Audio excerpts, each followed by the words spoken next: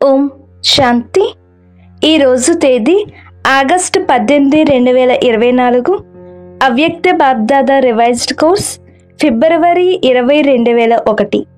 బాబా చెప్తున్నారు, శివ జయంతి అనేది వ్రతం తీసుకోవడం మరియు సర్వ సమర్పణ అవ్వడం యొక్క స్మృతి చిహ్నము. ఈరోజు త్రిమూర్తి రచయిత అయిన శివబాబా తమ పూజ్య శాలిగ్రామాలను కలుసుకునేందుకు వచ్చారు. కలుసుకోవాలి కూడా మరియు ఈరోజు జరుపుకోవాలి కూడా. మీరందరూ విశ్వంలోని నలువైపుల నుండి బాబ్దాదా జయంతిని చాలా ఉల్లాస ఉత్సాహాలతో జరుపుకునేందుకు చేరుకున్నారు.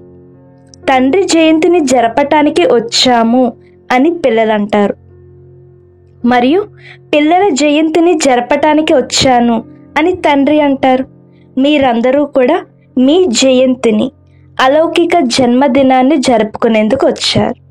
మొత్తం కల్పంలో ఇటువంటి అతీతమైన మరియు ప్రియమైన జన్మదినం ఎప్పుడూ ఉండదు. తండ్రి మరియు పిల్లల జన్మదినం ఒకటే రోజు ఉండటము, ఇటువంటి జన్మదినాన్ని మొత్తం కల్పంలో ఎప్పుడైనా చూసారా? ఎందుకంటే విశ్వ పరివర్తన కార్యంలో శివబాబా బ్రహ్మదాదాతో పాటుగా బ్రాహ్మణులు కూడా తప్పకుండా కావాలి. బ్రాహ్మణులు లేకుండా యజ్ఞం సఫలం అవ్వదు. అందుకే తండ్రి మరియు పిల్లల జన్మదినం అనగా జయంతి కలిసి ఉంటుంది. పిల్లలు మనసులోనే బాబాకు శుభాకాంక్షలు ఇస్తున్నారు మరియు బాబా బ్రాహ్మణ పిల్లల ప్రతి ఒక్కరికి అలౌకిక జన్మ సందర్భంగా కోట్లాను కోట్ల కంటే కూడా ఎక్కువగా మనస్ఫూర్తికమైన ఆశీర్వాదాలతో పాటు శుభాకాంక్షలను ఇస్తున్నారు. కనుక శుభాకాంక్షలు శుభాకాంక్షలు శుభాకాంక్షలు. చాలా మంచిది. ఒక్క చేతితో కొట్టే చప్పట్లు మంచిగా అనిపిస్తాయి, 2 చేతులతో కొట్టేవి కాదు. చాలా సంతోషంగా ఉంది కదా, అందుకే చేతులు ఆగడం లేదు, ఊగుతూనే ఉన్నాయి. ప్రపంచంలో భక్తులు కూడా శివ జయంతిని చాలా వైభవంగా జరుపుకుంటారు. కానీ వారు ఒక్క రోజు యొక్క జాగరణను మరియు ఒక్క రోజు యొక్క వ్రతాన్ని పాటిస్తారు. పిల్లలైన మీరు అజ్ఞాన నిద్ర నుండి మేల్కొనే సంకల్పాన్ని ఒక్క రోజు కోసం చేయడం లేదు. జాగరణ వారు కూడా చేస్తారు, కానీ మీరు ఒక సంగం యుగం యొక్క వజ్రతుల్యమైన జన్మ కొరకు జాగరణ చేస్తారు మరియు చేస్తూ ఉన్నారు. మేల్కొన్నారు కదా, ఇప్పుడిక మళ్ళీ నిద్రపోరు కదా, లేక కొద్ది కొద్దిగా నిద్రపోతారా? అచ్చా, నిద్రపోకపోయినా కాస్త కునికిపాట్లయితే పడతారా? ఈ జాగరణ ఎటువంటి జాగరణ అంటే దీని వలన స్వయం మేల్కొంటారు, అంతేకాక ఇతరులను కూడా మేల్కొల్పుతారు. జ్ఞానం యొక్క జీవితంలో జాగరణ చేయటం అనగా అంధకారం నుండి ప్రకాశంలోకి రావటం. ఈ అలౌకిక జాగరణ అందరికీ మంచిగా అనిపిస్తుంది కదా. జన్మ తీసుకున్నప్పటి నుండి, జయంతి జరుపుకున్నప్పటి నుండి ఏ వ్రతాన్ని చేపట్టారు? గుర్తుంది కదా. పిల్లలు అంటారు, గుర్తుండటం ఏమిటి, మా జీవితమే సహజంగా వ్రతానికి చెందినగా అయిపోయింది. పవిత్రమైన ఆహారం, పవిత్రమైన వ్యవహారం మరియు పవిత్రమైన ఆలోచనలు ఇవే జీవితంగా అయిపోయాయి. 1 నెల కోసమో 2 నెలల కోసమో అయితే కాదు, జీవితమే వ్రతాన్ని ఆచరించేదిగా అయిపోయింది. నేచురల్ అయిపోయింది మరియు నేచర్ అయిపోయింది. పవిత్రత స్వభావం తయారైంది కదా. స్వభావం తయారైందా లేక తయారు చేసుకోవాల్సి వస్తుందా? తయారైపోయింది కదా. కేవలం తల ఊపండి చాలు, తయారైందా?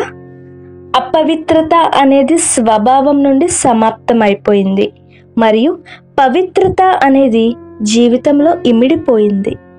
ఇటువంటి వజ్రతుల్యమైన శివ జయంతిని లేక శాలిగ్రామాల జయంతిని జరుపుకున్నారు. నలువైపులా ఉన్న దేశ విదేశాల్లోని పిల్లలు కూడా మనతో పాటు కలిసి జరుపుకుంటారు. బాబాతో పాటు మరియు మీతో పాటుగా నలువైపులా ఉన్నవారు కూడా ఎంతో సంతోషపడుతున్నారు అనేది బాబ్దాదా అయితే చూస్తున్నారు. ఈరోజు విశేషంగా భక్తులు మీ స్మృతి చిహ్నంగా బలిని కూడా ఇస్తారు. మీరందరూ మనస్స వాచ కర్మణ ద్వారా తండ్రి ముందు సమర్పణ అవుతారు. దీనికి స్మృతి చిహ్నంగానే భక్తులు తమను తాము బలి ఇచ్చుకోకుండా మేకను బలి ఇస్తారు. వారికి వేరే ఇంకేమీ దొరకలేదా? మేకే ఎందుకని దొరికింది? దీని రహస్యం కూడా మీకు తెలుసు. ఎందుకంటే దేహాభిమానానికి అన్నిటికంటే అతిపెద్ద కారణం మైపన్, నేను అన్న భావము. ఈ మైపన్ను అర్పణ చేసినప్పుడే బ్రాహ్మణులుగా అవుతారు. మేక కూడా ఏం చేస్తుంది? మే అని అంటూ ఉంటుంది. ఇది దేహాభిమానానికి చెందిన మైపన్కు గుర్తు.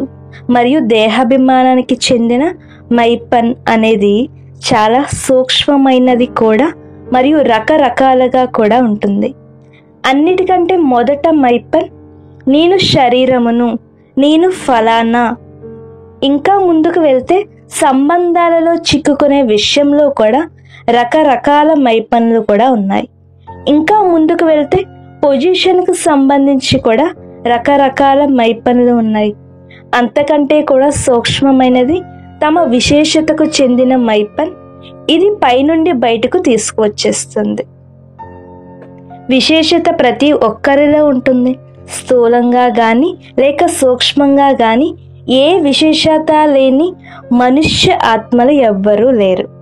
జ్ఞాని జీవితంలో కూడా బ్రాహ్మణులు ప్రతి ఒక్కరిలో తక్కువలో తక్కువ ఒక విశేషత అయితే తప్పకుండా ఉంది.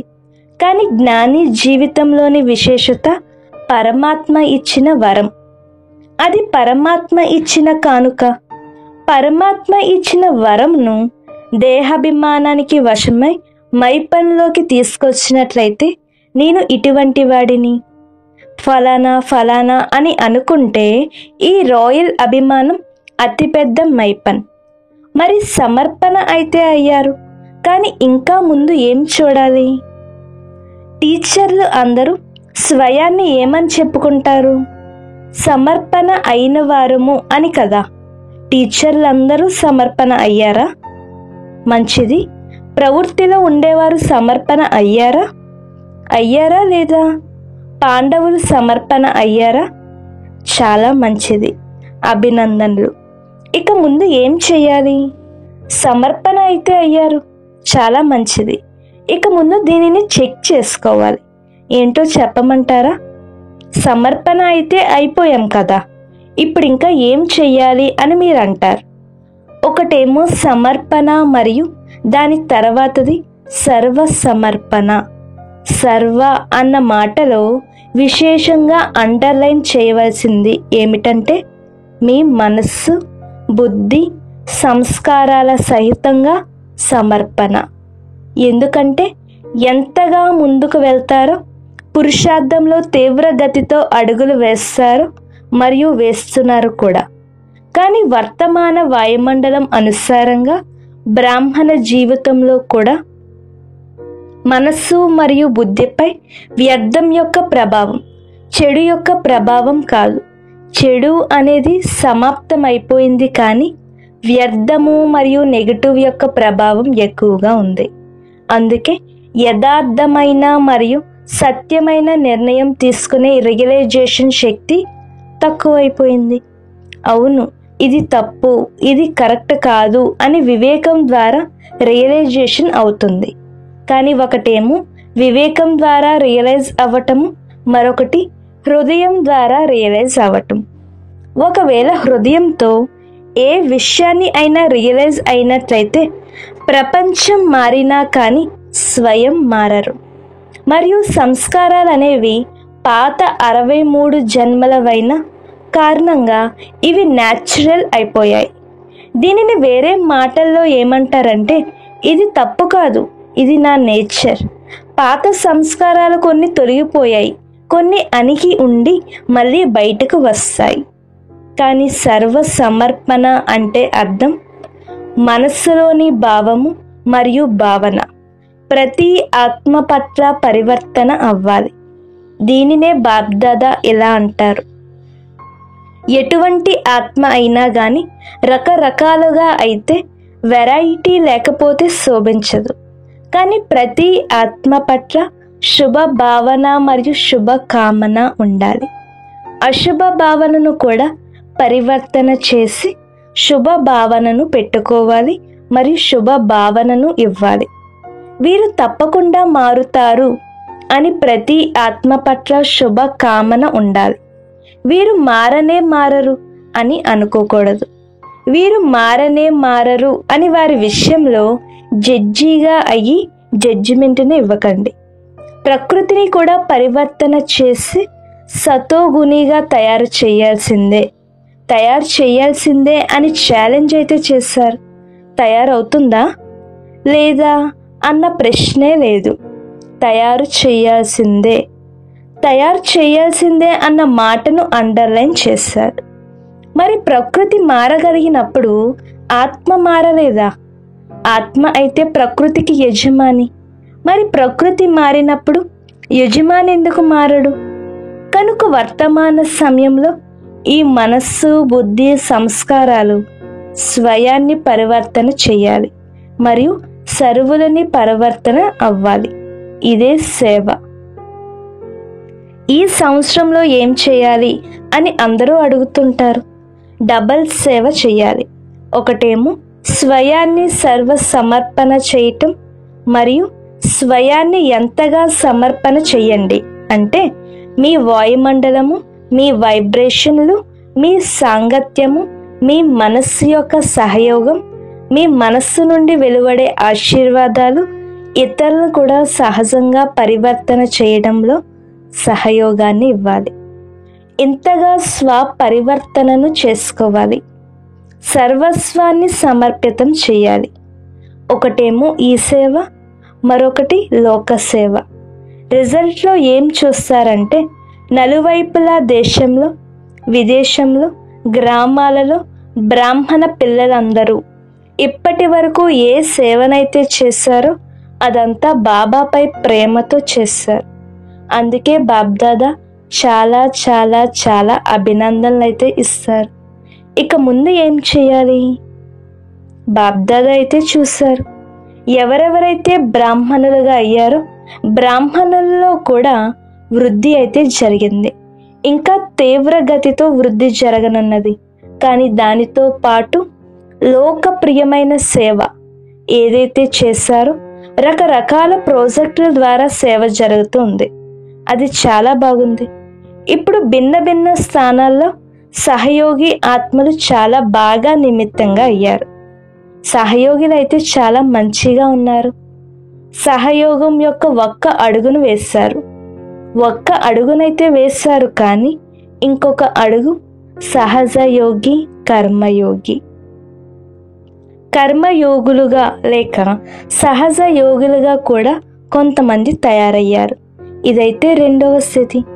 ఇప్పుడు ఇటువంటి ఆత్మలు ప్రాక్టికల్ స్వరూపంతో స్టేజ్ పై పాత్రను అభినయించాలి. మైక్ స్టేజ్ పై ఉంటుంది కదా, కనుక మైక్గా అయ్యి సేవా స్టేజ్ పై ప్రత్యక్ష స్వరూపంలో కూడా తప్పకుండా వస్తారు. మీరు మైట్ శక్తి, వారు మైక్. ఎలాగైతే బ్రహ్మబాబా అవ్యక్త రూపంలో మైట్గా ఉన్నారు మరియు పిల్లలైన మిమ్మల్ని మైక్గా తయారు చేశారు, అలాగే మీరు మైట్గా అవ్వండి మరియు అటువంటి మైక్లను తయారు చేయండి. అటువంటి వారు ఉన్నారు, చాలా మంచి వారు, ఆశావాదులు, వేగంగా వెళ్ళేవారు కూడా ఉన్నారు. ఇప్పుడు కేవలం అటువంటి మరికొంతమంది ఆత్మలతో కనెక్షన్ను పెంచే అవసరం అయితే ఉంది. ఏం చెయ్యాలి, ఎలా చెయ్యాలి అని వారు అనుకుంటూ ఉంటారు.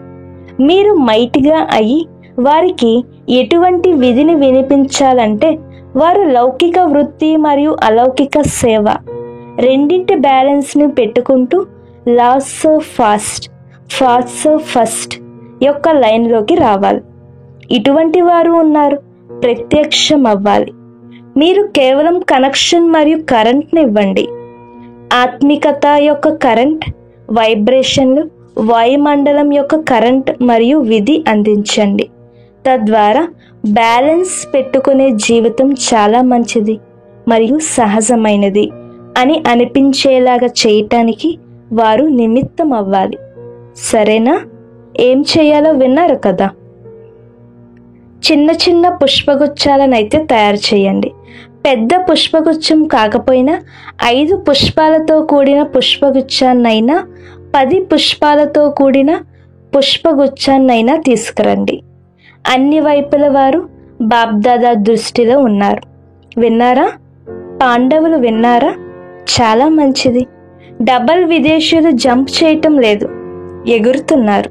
మరి మొదట పుష్పగుచ్చాన్ని విదేశీయులు తీసుకువస్తారా లేక భారతవాసీలు తీసుకువస్తారా? ఎవరు తీసుకువస్తారు? లేక ఇరువురు ఒకేసారి తీసుకువస్తారా? ఒకవైపు నుండి విదేశాలది, మరోవైపు నుండి భారత్ది. 2 పుష్పగుచ్చాలు స్టేజ్ పైకి వచ్చాయి. ఎలా అయితే ఈ ఉత్సవాన్ని జరుపుతారో అలా ఆ ఉత్సవాన్ని కూడా జరుపుతారు. 2 పుష్పగుచ్చాల ఉత్సవం, భారత్ది మరియు విదేశాలది కూడా. సరేనా? విదేశీయులు ఏమనుకుంటున్నారు? సరేనా? మరి తర్వాత సీజన్లోకి తీసుకొస్తారా? తీసుకురావాలా? భారత్ వారు తీసుకువస్తారా? లౌకిక మరియు అలౌకిక వృత్తుల్లో బ్యాలెన్స్ పెట్టుకునే వారిని తీసుకురావాలి. మీలా కేవలం బ్రాహ్మణ జీవితం కలిగిన వారు కాదు, లౌకిక జీవితం కూడా మరియు అలౌకిక జీవితం కూడా ఉండాలి. అటువంటి వారి ప్రభావం ఎక్కువగా ఉంటుంది. మీ నుండైతే దృష్టిని తీసుకోవటానికి వస్తారు. మంచిది. జయంతి, ఏం ఆలోచిస్తున్నారు? పేర్లు ఆలోచిస్తున్నారా? ఈ నిర్మల, మోహిని పేర్లు ఆలోచిస్తున్నారు కదా. ఇక్కడ పాండవులను చూడండి. భారత్లోని పాండవులు ఏమైనా తక్కువ? వారు అల్లా సమానమైన వారు. ఇక్కడ చూడండి, కొంతమంది అయితే ఇక్కడే కూర్చొని ఉన్నారు కూడా. ఈ బ్రెయిన్ ఎదురుగా కూర్చొని ఉన్నారు కదా. ఆస్ట్రేలియాకు చెందిన బ్రెయిన్ సోదరునితో పుష్పగుచ్చాన్ని అయితే తయారు చేయాలి కదా. చాలా మంచి మంచి వారు ఉన్నారు. మీరు ఏమని పిలుస్తారు? NCO, national coordinators. మంచిది. విదేశాలకు చెందిన NCOలు చేతులెత్తండి. NCOలుగా అవ్వటం సహజమైన విషయం కాదు. అద్భుతాలు చేయాల్సి ఉంటుంది. చెయ్యగలరు. అదేమంత పెద్ద విషయం కాదు. ఎందుకంటే ధరణి తయారుగా ఉంది, బీజం కూడా వేసి ఉంది. కేవలం పాలన అనే నీటిని అందించాలి. ఇప్పుడు బీజానికి పాలన అనే నీరు కావాలి. మంచిది. టీచర్లు కూడా చాలా మంది వచ్చారు. టీచర్లు కూడా అభినందనలు. మీరే కదా సేవ చేశారు, కనుక సేవకు అభినందనలు. మంచిది. గుజరాత్ పరిస్థితి ఎలా ఉంది? గుజరాత్లో చాలా పెద్ద భూకంపం అయితే వచ్చింది. అలజడి గుజరాత్ నుండే ప్రారంభమైంది. ఎక్కువ అలజడి గుజరాత్లో జరిగింది మరియు విదేశాల్లో కూడా కొద్ది కొద్దిగా మొదలైంది. భయపడటం లేదు కదా. భూమి అయితే కదులుతుంది, కానీ హృదయం అయితే కదలటం లేదు కదా. ఎక్కడైతే భూకంపం వచ్చిందో, నష్టం వాటిల్లిందో అక్కడి నుండి వచ్చిన వారు లేచి నిలబడండి. అహ్మదాబాద్ వారు కూడా లేచి నిలబడండి. మంచిది. హృదయం కదిలిందా లేక భూమి కదిలిందా? ఏం జరిగింది? హృదయంలో కొద్దిగా అలా ఇలా అయ్యిందా? అవ్వలేదా? ధైర్యవంతులు. బాబ్దాదా చూశారు. పిల్లలు తమ ధైర్యము మరియు బాబా యొక్క ఛత్రఛాయతో తమ రికార్డును మంచిగా పెట్టుకున్నారు. ఎవరు ఫెయిల్ అవ్వలేదు, అందరూ పాస్ అయ్యారు. కొందరు తక్కువగా, కొందరు ఎక్కువగా పాస్ అయ్యారు. ప్రతి స్థానంలో అందరూ నెంబర్ వారీగా అయితే ఉంటారు, కానీ పాస్ అయితే అయ్యారు. అభినందనలు. అన్నిటికంటే నాజుకు స్థానం నుండి ఎవరొచ్చారు? భుజ్ నుండి ఒకరు, బచావ్ నుండి ఒక అక్కయ్య వచ్చారు. అచ్చా, భుజ్లో మీరు చాలా వేలాది భుజాలు కలవారితో పాటుగా ఉన్నారు. మంచిది. పరీక్షలో పాస్ అయితే అయ్యారు. చాలా బాగా చేశారు. ఇక ముందు కూడా చలించకూడదు. ఇక జరుగుతూనే ఉంటుంది. భయపడకండి. ప్రతిరోజు భూకంపం వస్తుంది, రానివ్వకండి. చూడండి, పరివర్తన అయితే అవ్వాలి కదా. కావున ప్రకృతి కూడా తన పని తాను చేస్తుంది కదా. మనుష్య ఆత్మలు ప్రకృతిని తమోగుణిగా చేశారు, కనుక అది తన పని తాను చేస్తుంది కదా. కానీ ప్రతిదీ ఆట, డ్రామా ఆటలో ఇది కూడా ఒక ఆట. ఆటను చూస్తూ మీ అవస్థను కింద మీద చేసుకోకండి. మాస్టర్ సర్వశక్తివాన్ ఆత్మల యొక్క స్వస్థితిపై పరస్థితి ప్రభావాన్ని చూపకూడదు. ఇంకా ఆత్మలను మానసిక ఆందోళనల నుండి విడిపించేందుకు నిమిత్తంగా అవ్వండి. ఎందుకంటే మనస్సులోని ఆందోళనను మీరు మెడిటేషన్ ద్వారా తొలగించగలరు. డాక్టర్లు వారి పనిని వారు చేస్తారు, సైన్స్ వారు వారి పనిని వారు చేస్తారు, గవర్నమెంట్ తన పని తను చేస్తుంది. మీ పని మనస్సులోని ఆందోళన, టెన్షన్ తొలగించటం. టెన్షన్ ఫ్రీ జీవితాన్ని దానంగా ఇవ్వండి, సహయోగంగా ఇవ్వండి. ఏ విధంగా వర్తమాన సమయంలో దేశ విదేశాల వారు సహయోగులుగా అయ్యి సహయోగాన్ని అయితే ఇస్తున్నారు కదా, వారు చాలా బాగా చేస్తున్నారు.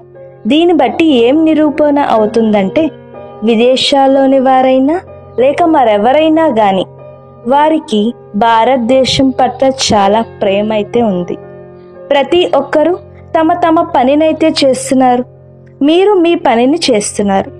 ఎలాగైతే నిప్పు అంటుకుంటున్నప్పుడు నిప్పును ఆర్పేవారు భయపడరు, నిప్పును ఆర్పుతారు. అలాగే మీరందరూ కూడా మనస్సులోని ఆందోళన యొక్క నిప్పును ఆర్పేవారు. మంచిది. మరి గుజరాత్ వారు గట్టిగా ఉన్నారు కదా, వేలాది భుజాల ఛత్రఛాయలో ఉన్నారు. భూకంపం ఎక్కడ వచ్చినా సరే ఇప్పుడైతే గుజరాత్ను చూసి అనుభవజ్ఞులుగా అయిపోయారు కదా. అది ఎక్కడైనా రావచ్చు. చూడండి, ప్రకృతిని ఎవరూ ఆపలేరు. గుజరాత్లో రా, ఆబులో రావద్దు, బాంబేలో రావద్దు అని ఇలా ఆపలేరు. అది స్వతంత్రమైనది. కానీ అందరూ తమ స్వస్థితిని స్థిరంగా దృఢంగా పెట్టుకోవాలి మరియు బుద్ధిని, మనస్సు యొక్క లైన్ను క్లియర్గా ఉంచుకోవాలి. లైన్ క్లియర్గా ఉన్నట్లయితే టచింగ్ లభిస్తుంది. బాబ్దాదా ఇంతకు ముందు కూడా చెప్పారు, వారిది వేరే లేస్, మీది వేరే లేస్. నిర్వికారి బుద్ధి. ఏం చేయాలి, ఏమవుతుంది అన్న విషయంలో నిర్ణయం స్పష్టంగా మరియు క్లుప్తంగా ఉంటుంది. బయటకు వెళ్ళాలా, లోపల కూర్చోవాలా, తలుపు దగ్గర కూర్చోవాలా, మేడపై కూర్చోవాలా అని ఇలా ఆలోచిస్తూ ఉండకూడదు. ఎక్కడైతే రక్షణ ఉంటుందో మీ కాళ్ళు అక్కడికి వెళ్తాయి. మరియు ఒకవేళ చాలా భయపడితే, నిజానికైతే భయపడకూడదు, కానీ చాలా భయపడితే, భయం అనిపిస్తే ఆశ్రయ స్థానమైన మధుబన్ ఇల్లు మీదే. భయపడవద్దు. ఇప్పుడైతే ఏమీ జరగలేదు, ఇప్పుడు ఇంకా అంతా జరిగేదే ఉంది. భయపడవద్దు. ఇదైతే ఆట. పరివర్తన అవ్వాలి కదా, వినాశనం కాదు, పరివర్తన అవ్వాలి. అందరిలోనూ వైరాగ్య వృత్తి ఉత్పన్నం అవ్వాలి. దయార్థ హృదయులుగా అయి సర్వశక్తుల ద్వారా సకాష్ను ఇచ్చి దయ చూపించండి. అర్థమైందా? మంచిది. ఇప్పుడు ఒక్క సెకండ్లో మనస్సు మరియు బుద్ధిని ఏకాగ్రతం చేయగలరా? స్టాప్ అంటే స్టాప్ అయిపోవాలి. ఇప్పుడు ఒక్క సెకండ్ కోసం మనస్సు మరియు బుద్ధిని పూర్తిగా ఏకాగ్రతం చేసి బిందువుగా అయ్యి బిందువులో ఇమిడిపోండి. మంచిది. బాబ్దాదా డ్రిల్ అయితే చేయించారు. నలువైపులా ఉన్న సర్వశ్రేష్ఠ బ్రాహ్మణ ఆత్మలకు, నలువైపులా ఉన్న సదా దృఢ సంకల్పమనే వ్రతాన్ని పెట్టుకునే అచంచల ఆత్మలకు, నలువైపులా ఉన్న ధైర్యము మరియు ఉల్లాసములతో స్వసేవను మరియు లోక కళ్యాణ సేవను చేసే మహాన్ సేవాదారి ఆత్మలకు, నేటి శివ జయంతికి, వజ్రతుల్య జయంతికి, అతీతమైన మరియు ప్రియమైన జయంతికి శుభాకాంక్షలు మరియు ఆశీర్వాదాలతో పాటు ప్రియ స్మృతులు మరియు నమస్తే. బాబా ఈరోజు వరదానం ఇస్తున్నారు. సత్యమైన స్నేహి భవ. తండ్రి స్నేహాన్ని హృదయంలో ధారణ చేసి సర్వ ఆకర్షణల నుండి ముక్తులుగా ఉండే సత్యమైన స్నేహి భవ. బాబా విస్తారం చెప్తున్నారు. తండ్రి పిల్లలందరికీ ఒకే రకమైన స్నేహాన్ని ఇస్తారు, కానీ పిల్లలు తమ శక్తి అనుసారంగా ఆ స్నేహాన్ని ధారణ చేస్తారు. అమృత వేళలోని ఆది సమయంలో తండ్రి స్నేహాన్ని ధారణ చేసినట్లయితే హృదయంలో పరమాత్మ స్నేహం ఇమిడి ఉన్న కారణంగా ఇతర ఏ స్నేహం వారిని ఆకర్షితం చేయదు. ఒకవేళ హృదయంలో పూర్తి స్నేహాన్ని ధారణ చేయకపోతే హృదయంలో ఖాళీ ఉన్న కారణంగా మాయ యొక్క భిన్న భిన్న రూపాలతో అనేక స్నేహాల వైపుకు ఆకర్షితం చేస్తుంది. అందుకే సత్యమైన స్నేహిగా అయ్యి పరమాత్మ ప్రేమతో నిండుగా ఉండండి. బాబా స్లోగన్ ఇస్తున్నారు: దేహము, దేహపు యొక్క పాత ప్రపంచము మరియు సంబంధాల నుండి పైకి ఎగిరేవారే ఇంద్రప్రస్థ నివాసులు. సూచన: ఈరోజు నెలలోని 3వ ఆదివారం, అంతర్జాతీయ యోగా దివాసం. బ్రహ్మవత్సత్యులందరూ సంఘటిత రూపంలో సాయంత్రం 6:30 గంటల నుండి 7:30 గంటల వరకు విశేషంగా దయార్థ హృదయులైన బాబాతో పాటుగా మాస్టర్ దయార్థ హృదయ స్వరూపంలో స్థితులై సర్వ ఆత్మలకు పవిత్రత బలాన్ని ఇవ్వండి.